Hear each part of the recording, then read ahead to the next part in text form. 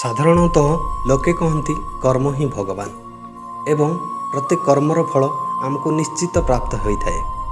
ନମସ୍କାର, ମୁଁ ଦିବ୍ୟ ଜୀବନ, ଆପଣଙ୍କର ମୋଟିଭେସନାଲ ସ୍ପିକର। ଏ ଷ୍ଟୋରି ଗୋଟିଏ ଛୋଟ ପିଲାର, ଯାହାକି ଏ ଷ୍ଟୋରି ମାଧ୍ୟମରେ ମୁଁ ଆପଣଙ୍କୁ କର୍ମର ପ୍ରତ୍ୟେକ ଫଳ ବିଷୟରେ କହିବାକୁ ଚାହୁଁଛି। ସେହି କର୍ମର ଫଳ ଆମକୁ କେମିତି ପ୍ରାପ୍ତ ହୁଏ। ଏ ଷ୍ଟୋରି ମୁଖ୍ୟତଃ ଗୋଟେ ଛୋଟ ବାଳକର, ଯେଉଁ ବାଳକର କେହି ନଥାନ୍ତି। ମାତା ପିତା ପ୍ରଥମରୁ ତାକୁ ଛାଡ଼ି ଦେଇଥାନ୍ତି। ତା'ର ପେଟର ଗୁଜୁରାଣ ମେଣ୍ଟାଇବା ପାଇଁ ସେ ଛୋଟ ବିଜନେସ୍ କରିଥିଲା, ଯାହାକି ସେ ପେନ୍ ବ୍ୟବସାୟ କରୁଥିଲା। ଗାଁ ରାସ୍ତା କଡ଼ରେ ଯାଇକି ପେନ୍, ଛୋଟ ଛୋଟ କିତାବ ଏଗୁଡ଼ା ବ୍ୟବସାୟ କରୁଥିଲା, ଏଗୁଡ଼ା ବିକୁଥିଲା। ଏବଂ ଏମିତି ବିକି ବିକି ସେ ଗୋଟିଏ ଦିନ ଏମିତି ହେଲା କି ସେଇଦିନ ତା'ର କୌଣସି ବି ବ୍ୟକ୍ତି ପେନ୍ ନେଲେ ନାହିଁ କିମ୍ବା କୌଣସି କିତାବ ସେଲ୍ ହେଲା ନାହିଁ।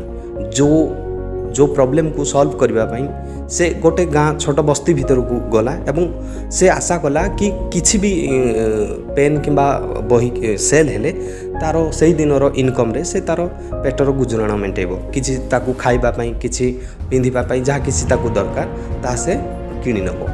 କିନ୍ତୁ ସେ ଦେଖିଲା କି ସେଇଦିନ କିଛି ବି ସେଲ୍ ହେଉନଥିଲା।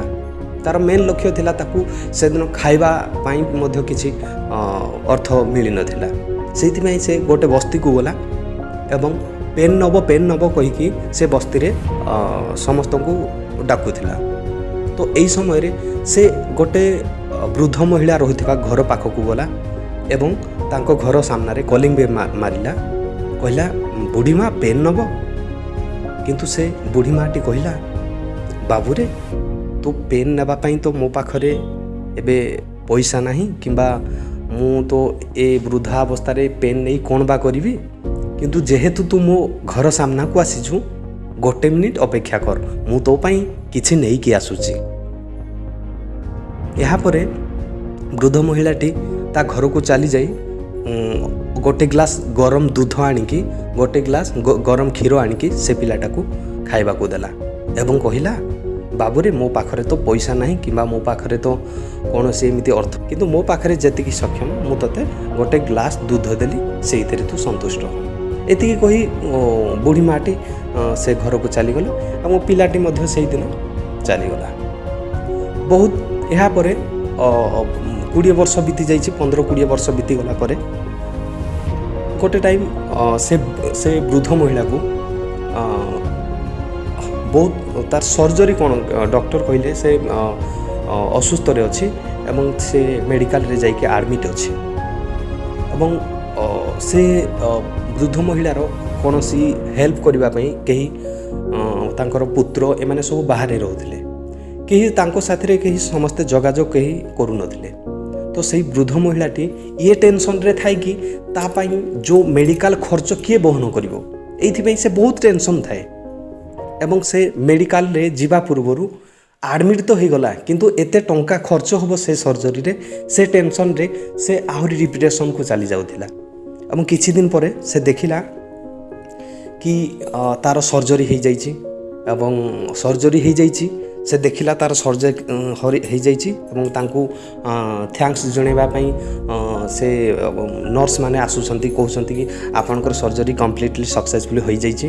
ଯଦ୍ୱାରା ସେ ତାଙ୍କୁ ଉତ୍ସାହର ସହିତ କହୁଛନ୍ତି କି ଆପଣଙ୍କର ସର୍ଜରୀ କମ୍ପ୍ଲିଟ୍ ଅଛି, ଆପଣ ବର୍ତ୍ତମାନ ସୁସ୍ଥ ଅଛନ୍ତି।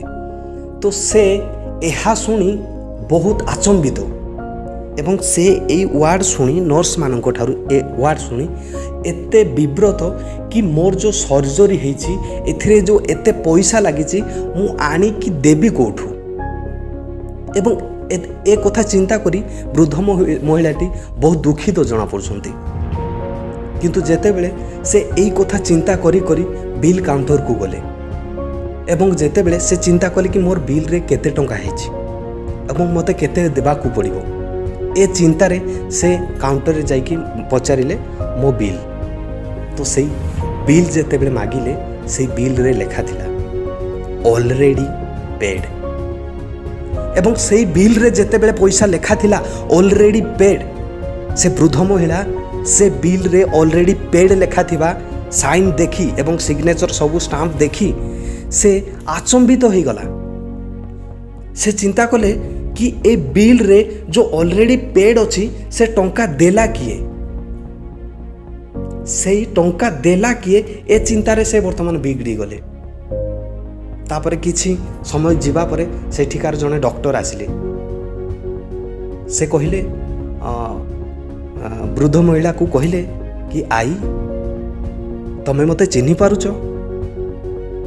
वृद्ध महिला को क्योंकि कारण तांकर आखिर झापसा आखिर पावर कमी जाइथिला, जो द्वारा से अल्प अल्प देखि पारुछंती कि जने डॉक्टर आसिक तांको सामने रे कहउछंती, तांको पचारुछंती कि आई माँ तमे मते चिन्हि पारुछ। तो आई माँ कहउछंती कि नाई रे बाबू मु तो चिन्हि पारुनी, किंतु ए बिल रे लेखा अछि ऑलरेडी पेड, कोन तमे सेही पैसा आपण तमे देइछंती कि? वृद्ध महिला ए कहिबा परे कहउछंती, वृद्ध महिला को से डॉक्टर कहउछंती आई माँ तमे चिन्हि पारुछ मते? दिने मु तम घर को जाइथिली एवं पेन किनिबा पई आपनको पेन बिकिबा पई आपनको घर को जाइथिली एवं सेठी आपण मते कहिथिले बाबू रे हुए तो मो पाखरे टंका टिए मध्य नाही, तोते तो पाखरु किछि कलम किनिबा पई पैसा टिए मध्य नाही, किंतु मु तोते गोटे ग्लास दूध दउची जो थरे कि तू सेठी संतुष्ट होई जबा पई तमे रिक्वेस्ट करिथिलो एवं सेही दिनरो मु दूध पी आज एते बड़ मनीष होई पारिछि। सेही मेहनत करिथिबा समय रे तमे मोर सहारा हेइथिलो एवं सेही गोटे ग्लास दूध आज पर्यंत मो शरीर रे बहुची एवं सेही दूध पी मु आज एते बड़ डॉक्टर होई पारिछि एवं सेही डॉक्टर रे मु ए डिग्री हासिल करिकि मु प्रथम टेस्ट हिसाब रे मु प्रथम सर्जरी तम पाखरे करिथिली। तमे ही मोर प्रथम पेशेंट जहा सर्जरी मु तम ठारु ही आरंभ करिछि। आ एट रे मु पैसा नेबी बोली तमे चिंता करि पारुछो कि मोरी? कारण मु सेही पिला जो पिला को तमे दिने गोटे ग्लास दूध देइथिलो। बुढ़ी माँ आई माँ मते चिन्हि पारुछो? मु सेही पिला जो पिला गोटे ग्लास दूध पी अति आनंद रे मु तम घर सामने आसी जाइथिले। आ सेही पिला आज तम सामने रे छिड़ा हिची मु सेही डॉक्टर। सांग माने फ्रेंड्स मु ये कहबा को चाहूँ कि दुनिया रे ये ही कर्मफल। से बुढ़ीटी अनासक्त हिसाब रे से बालक को गोटे ग्लास दूध देइथिला, कोनोसी पैसा ता ठारु मागी नथिला, कारण से जानिथिला पिलाटी अनाहार अछि, सेहिति पे से गोटे ग्लास दूध देइथिला। किंतु सेही दूध देइथिबार फल आज ता लाइफ रे गोटे सर्जरी रो केते महान मूल्य आज सेही डॉक्टर ठु पाइजी, जहा अविश्वसनीय। एइथिपाई कहा जाए कर्म ही भगवान एवं एइथिपाई कहा जाए प्रत्येक कर्मर फल आम जीवन रे नित्यांत आसीबो। तो एतिकी कहि मो स्टोरी को शेष करूची। एणु ये स्टोरी आपन को भल लागिथिले निहाती शेयर सब्सक्राइब आमर ये चैनल को नुआ नुआ जे जो माने आसुंती निहाती सब्सक्राइब करिवे, लाइक करिवे, शेयर करिवे।